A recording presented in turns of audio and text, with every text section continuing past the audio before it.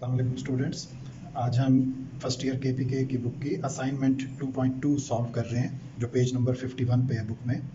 इसमें गिवन है a force F1 20 Newton making an angle theta 130 degree with positive x axis. तो कल भी आपको बताया था कि डायग्राम जो इसमें आप बना रहे हैं वो कंपल्सरी नहीं है, लेकिन ये सिर्फ समझने के लिए मेरे लिए बनाना ज़रूरी है क्योंकि मैं एज ए टीचर आपको ज़रूर डायग्राम के ज़रिए सिखाऊंगा।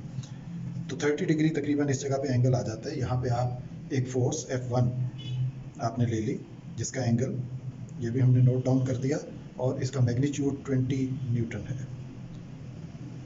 अब इस जगह पे दोबारा एक्स एक्सिस डेवलप आपने करना है इसके हेड पे, जहाँ से नेक्स्ट जो आपकी फोर्स है वो ज्वाइन करेगी। तो यहाँ पे एक्स एक्सिस दोबारा बना लें। आगे बढ़ते हैं हम नेक्स्ट फोर्स के लिए। And force F2 30 Newton making an angle theta 2 150 degree with positive x axis. तो अब इस ग्रीन लाइन के ऊपर आप प्रोटेक्टर रखेंगे और 150 डिग्री एंगल आपका तकरीबन इस डायरेक्शन में आएगा। तो उसके लिए 30 न्यूटन के लिए आप एक लाइन ये अप्लाई करेंगे। ये F2 फोर्स है और इसने पॉजिटिव एक्स एक्सिस के साथ, ये देखेंगे मैं पॉजिटिव एक्स एक्सिस से लाइन मिला रहा हूँ, 150 डिग्री एंगल। तो अब इसका रिजल्टेंट जो फोर्स है वो आप बना दें Fr, जो पहले वेक्टर की टेल और आखिरी वेक्टर के हेड को ज्वाइन करेगा। तो ये रिजल्टेंट वेक्टर आ गया Fr, जिसके लिए कैलकुलेशन करनी है कि इसका पॉजिटिव एक्स एक्सिस से क्या एंगल है और क्या मैग्नीट्यूड है। प्रोसेस वही कल वाला जहन में रखना है कि हमने सबसे पहले पहली फोर्स के कंपोनेंट्स जो हैं वो कैलकुलेट करने हैं, F1 के एक्स और वाई कंपोनेंट्स, फिर दूसरी फोर्स के एक्स और वाई कंपोनेंट्स, और रिजल्टेंट के लिए दोनों के एक्स कंपोनेंट्स को ऐड करना है, दोनों के वाई कंपोनेंट्स को ऐड करना है।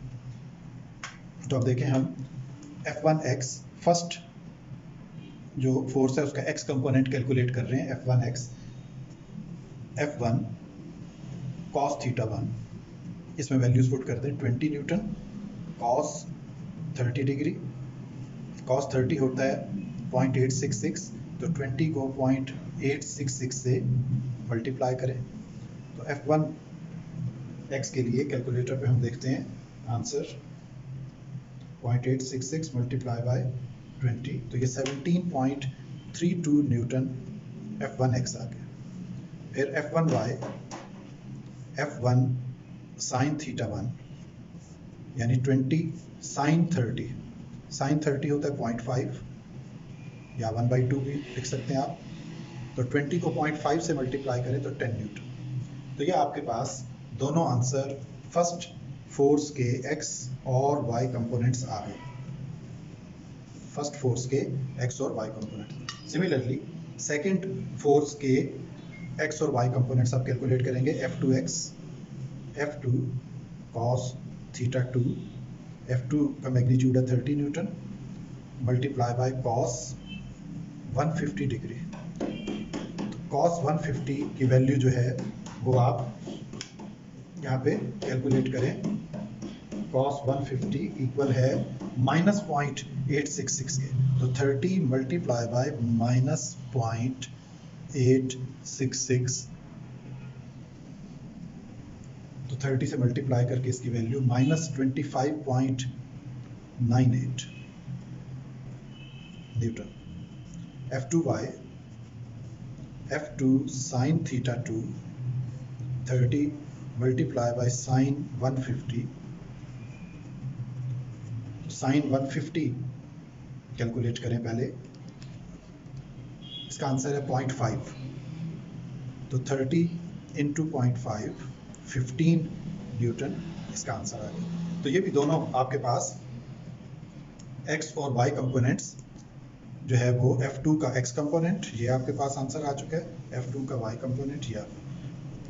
अब हम रिजल्टेंट का एक्स कंपोनेंट और वाई कंपोनेंट कैलकुलेट करेंगे। As two vectors F1 and F2 when joined together they make resultant vector, so their x component shall make their resultant x component. Frx is equal to F1x plus F2x। तो F1x की value ये 17.32 Newton ऊपर से आपने ली, plus F2x की value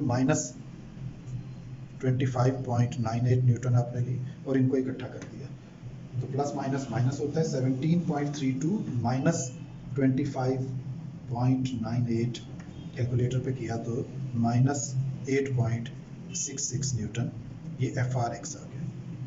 similarly F R y is F1y plus F2y। F1y की value है देखें 10 न्यूटन प्लस F2y की वैल्यू है 15 न्यूटन, दोनों को ऐड कर दें तो FRY इज 25 न्यूटन। तो अब आपके पास रिजल्टेंट x कंपोनेंट भी आ चुका है दोनों x को ऐड करने से, और रिजल्टेंट y भी आ चुका है दोनों y को ऐड करने से। तो अब आपके पास जो रिजल्टेंट आपका FR का मैग्नीट्यूड बनेगा वो होगा FR equals to under root FRX square plus FRY square, यानी दोनों वैल्यूज, कौन सी दो वैल्यूज, एक ये माइनस 8.66 और ये 25, यहाँ अंदर पुट करते हैं माइनस 8.66 इसका स्क्वायर प्लस 25 का स्क्वायर। तो कैलकुलेटर पे इसको आप सॉल्व करें, माइनस वाली वैल्यू का स्क्वायर प्लस हो जाएगा तो इसमें कोई प्रॉब्लम नहीं है। 74.99, 25 का स्क्वायर होता है 625, तो इसमें 625 ऐड कर दें तो 699.99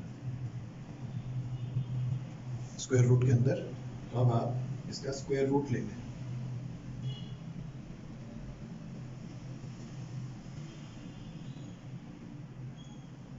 $699.99, तो ये आ जाता है 26.46 न्यूटन, 26.46 न्यूटन।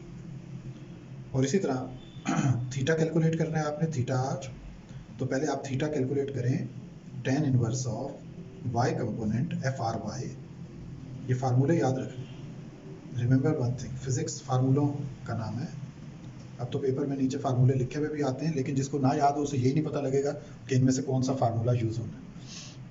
तो इसमें FRY की वैल्यू है 25 और FRX की माइनस 8.66, तो माइनस के साइन को ये नहीं लेगा, तो थीटा का आंसर कैलकुलेटर में आप पुट करें tan inverse of 25 divided by 8.66, तो यह आ जाता है आपके पास 70.89 डिग्री।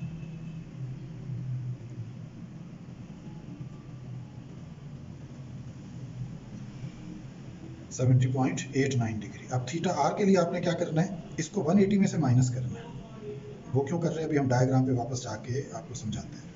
ये जब आप माइनस करेंगे तो इसका आंसर आ जाएगा 109.11 डिग्री, जो असाइनमेंट के आंसर के एग्जैक्ट उसके मुताबिक है। तो ये आपका एक आंसर आया और FR आपका ये मैग्नीट्यूड का आंसर आया। अब देखिए ये आंसर 109 हमने क्यों इसमें से सब्ट्रैक्ट किया, वापस डायग्राम पे आए। डायग्राम इसकी ये देखें तो हमने जो अभी कैलकुलेटर में पुट किया था वो एंगल रिजल्टेंट y और x कंपोनेंट का वो यहाँ से आ रहा था, 70 वाला जो आंसर था। आपको आंसर जो चाहिए पॉजिटिव x एक्सिस से यहाँ से चाहिए था, तो ये आंसर आपका कब आएगा, जब ये पूरा एंगल 180 है, 180 में से ये वाला एंगल माइनस कर दें, सब्ट्रैक्ट कर दें, तो बाकी एंगल आ जाएगा। ये काम हमने आखिर पे किया है, यहाँ पे इसको दोबारा आप आखिर पे देख लें। तो होपफुली आपको ये एग्जाम्पल असाइनमेंट समझ आ गई होगी। Thank you very much.